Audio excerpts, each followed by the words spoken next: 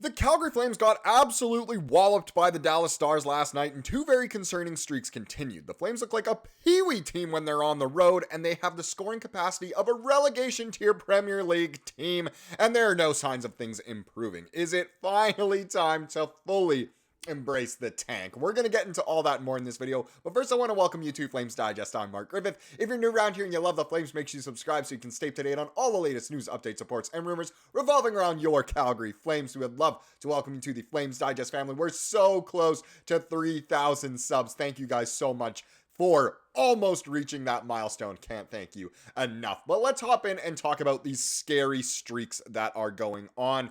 And, you know, usually the day after a game, I'll put up the score from last night. I'll pull up the box score, but it was just so bad last night. I mean, the first two periods weren't terrible, but it ended so terribly that I'm not even going to do that. But we still have to talk about it. So Flames takeaways. This is written by Eric Francis, of course, of Sportsnet. So troubling streaks piling up. And it's honestly, it's worse than we thought in some ways. So as you can see there, in case you missed it, the Flames did lose 6-2 to Dallas last night. It was 2-2 going into the third period. And the Flames, who are normally a third period team, could not get it done this time. But yeah, it's a little bit worse than we thought, some of these streaks. We knew the Flames weren't exactly going to be the best team this year, but we thought, you know, maybe they'd still score some goals and pick up some wins here and there. But we'll get into what these streaks are. I think most people have a good idea, but I can mention more why it's worse than we thought as we get in. So one, as they say, is the loneliest number. With just one regulation win on the road this season, the Flames have got to be feeling awfully lonely, frustrated, and desperate away from the Dome these days. A trip to Dallas Sunday did little to boost morale as the Flames managed to let a 2-2 tie after two periods turn into a 6-2 drubbing. Drubbing, what a good word. I feel like we don't use that one enough. Drubbing is just, it'll never go out of style. But that's really what happened last night. I'm trying to stay optimistic throughout it, smile throughout it. It sucks to lose that bad, but again, one regulation win on the road this season. Off the top of my head, I can't even remember who that team was. I remember who our two non-regulation wins on the road were. Obviously, the first game of the season against Vancouver, I think, is all still fresh in our memories. And then the Matthew Coronado absolute extravaganza on Montreal was the other one. I can't even remember what the last one is, but either way, still just one regulation win, and it's actually 8 losses in a row. For those keeping track at home, that's 8 straight road losses. There you go. Dating back over a month. That's not even the scariest streak they've got going, though. So we knew the Flames weren't going to be the best team. Maybe they weren't going to be the best on the road, but just one regulation win, and it is December now. That is worse than we thought. But what's this other streak? We've talked about it before. The team's pop gun offense failed to come through once again, extending its string of games scoring 3 goals or less to 25. It's the NHL's 5th longest streak in the modern era since 1967-68. That is horrendous. Are you kidding me? The 5th longest streak? Think of all the bad teams there have been over the years, especially in eras where scoring was really not as high as it is now. And the Flames have the 5th longest streak in, what is that, almost 60 years now, of 25 games scoring 3 or less in regulation, of course. That is just abysmal. That is so horrendous. I can barely even put it into words.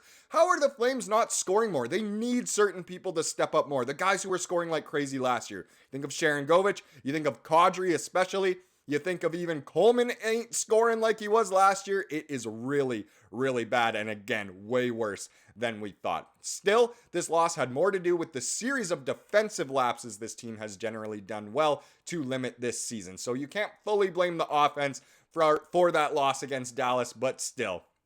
The offense wasn't great. The defense wasn't great. The goaltending wasn't great. Poor Wolfie, got a feel for him. The one thing that was good that hasn't been good lately is actually the penalty kill, but we'll get into that a little bit more here. We've got to figure out how to win on the road here, said Zeri, whose team is 3-7-4 on the road. That's who it was. The one regulation win on the road was the win in Edmonton, of course. Kirkland scored. How could I forget that? I know I'm going to get flamed in the comments for that, and I deserve it. But of course, that's our one regulation win on the road this year. I wish we could have more of those. We've got to figure out something on the road. Added Huberdeau. I thought we were good up until the third. We fell asleep for 5 or 7 minutes, and they took advantage. Boy, did they ever. Do not sleep around someone who is that menacing. Flames GM Craig Conroy revealed during a first period intermission chat with Ryan Leslie that the team's 30th ranked penalty killers got an earful from the coach following the team's 4-3 loss against St. Louis.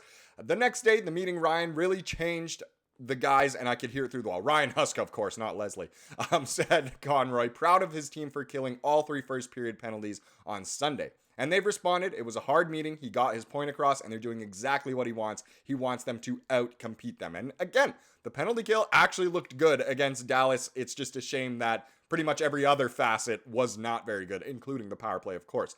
The only thing I'd like to see us winning more is winning more face-offs, but other than that, the compete, getting in lanes, blocking shots, that's exactly what he wanted in that meeting, said Conroy. The Flames killed all 4 shorthanded situations they faced. The power play, which has moved to middle of the pack in the NHL after scoring 10 times in their last 10 games, went 0 for 3 and allowed a Wyatt Johnston shorthanded goal in the first. That is true. That is to mention, I guess, the power play really made up for, in terms of balance, how good the penalty kill, the power play, was actually a -1. So not the best game. Looking at some scary streaks here of consecutive road losses and games scoring 3 or less in regulation. Hopefully we can get these done sooner than later, but I don't know, I'm a little bit scared. But let's get into just some miscellaneous stuff here, and the first one actually goes really well with that one streak about the road losses, and it is looking ahead at the games this week. So the first one is against the lowly Predators. That one goes tomorrow in Nashville.